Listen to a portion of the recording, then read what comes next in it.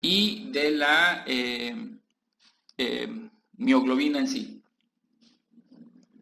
El color se puede evaluar, o los cambios del color debidos a la oxidación de la mioglobina se pueden evaluar instrumentalmente utilizando un colorímetro triestímulo, y esta medición se basa en la escala CIELAB, en donde se mide o se miden los parámetros L, A y B, que definen al color como un punto en un espacio tridimensional, como podemos observar en la figura. Para, eh, para entender cómo funciona la medición del color, vamos a tomar como ejemplo diferentes tipos de tonalidades en carnes. Por ejemplo, una carne muy pálida o muy blanca es la que se encuentra en un punto en el cual los colores para L, que es la luminosidad, son de 56 aproximadamente.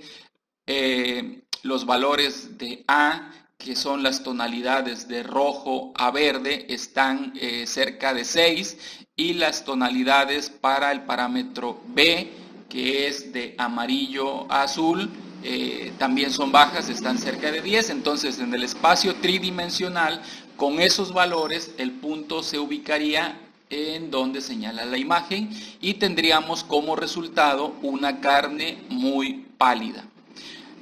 Si los valores de luminosidad disminuyen y los valores de tonalidades de verde a rojo se incrementan, entonces tendríamos un punto en el espacio tridimensional más cargado hacia las tonalidades rojas, y tendríamos una carne de color rosado.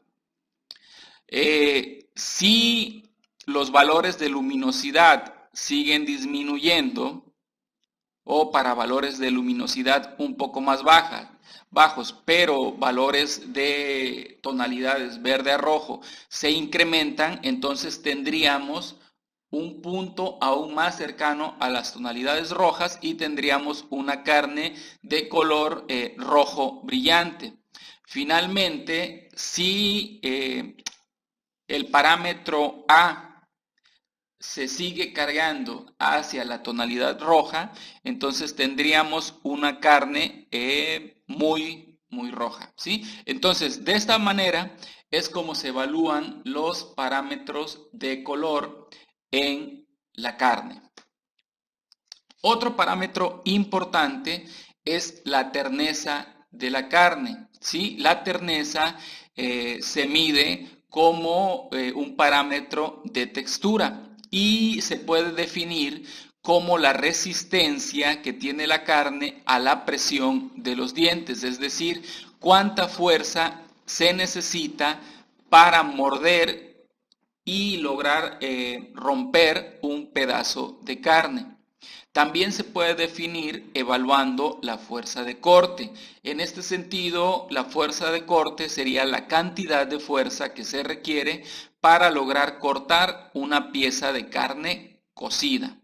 A mayor fuerza necesaria para romper el pedazo de carne, entonces quiere decir que habrá mayor dureza y por lo tanto habrá menor terneza, ¿sí? Entonces, la terneza de la carne se determina por 4 factores principalmente. El primero es la longitud del sarcómero.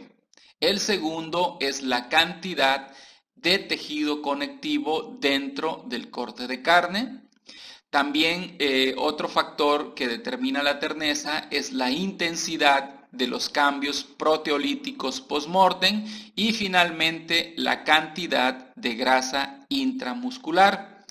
En cuanto a la longitud del sarcómero, bien, la longitud del sarcómero básicamente va a determinar cuántas cabezas de los filamentos de miosina se encuentran unidos a los filamentos finos de actina.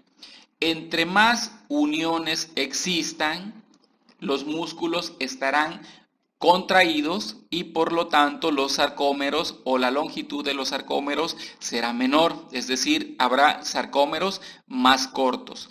Esta contracción tendrá como resultado mayor dureza en la carne y por lo tanto menor terneza, es decir, a longitudes más cortas de los sarcómeros habrá menor terneza.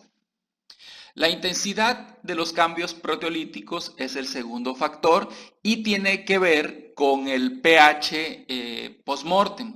¿Sí? Los valores elevados cercanos a la neutralidad, es decir, cercanos a un pH de 7, van a favorecer la proteólisis mediada por las calpaínas. Por lo tanto, cuando se alcanzan pHs cercanos a la neutralidad y se favorece la proteólisis, entonces habrá degradación de proteínas y por lo tanto la carne será más tierna. ¿Sí? La carne más dura se da a pHs post-mortem entre 5.8 y 6.2 y por debajo del pH de 5.8, entonces la carne comienza a ser más tierna, pero sin llegar a la terneza de la carne con pHs por encima de 6.5. También, finalmente, también tiene que ver la terneza con el contenido de tejido conectivo. Entre más tejido conectivo existe en la carne, la terneza será menor. Y por otro lado, se relaciona también con el contenido de grasa intramuscular. Entre más grasa intramuscular exista en la carne, la terneza será aún mayor. La terneza también tiene mucho que ver con la cocción, sobre todo con la temperatura de cocción, con la temperatura que se alcanza durante la cocción. Se puede observar en esta imagen que existen diferentes fases de endurecimiento.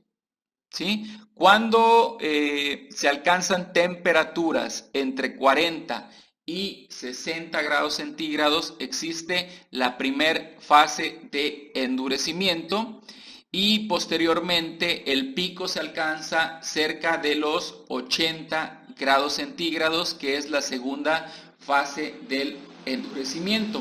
Estas fases de endurecimiento tienen que ver con la contracción del colágeno a esas temperaturas, es decir, que el colágeno no logra alcanzar su punto de fusión, es decir, permanece sólido. Sin embargo, pasando el umbral de los 80 o 100 grados centígrados, se logra la disolución del colágeno, es decir, se logra la disolución del tejido conectivo y entonces podemos observar cómo la fuerza de corte necesaria disminuye, es decir, la terneza de la carne comienza a incrementarse a partir de esas temperaturas.